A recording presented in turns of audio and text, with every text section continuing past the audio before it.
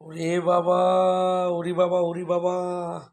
এই তুমি খাওয়া দাওয়া শেষ করে জাস্ট তো এলে, রেস্ট না করেই আবার কাজে লেগে বলেছো। বাহ বাহ বাহ বাহ বাহ! দেখুন, জাস্ট খেয়ে এলো, আমরা জাস্ট খেয়ে এলাম, আর উনি ওনার কাজে লেগে পড়েছে। কি করবো বলো?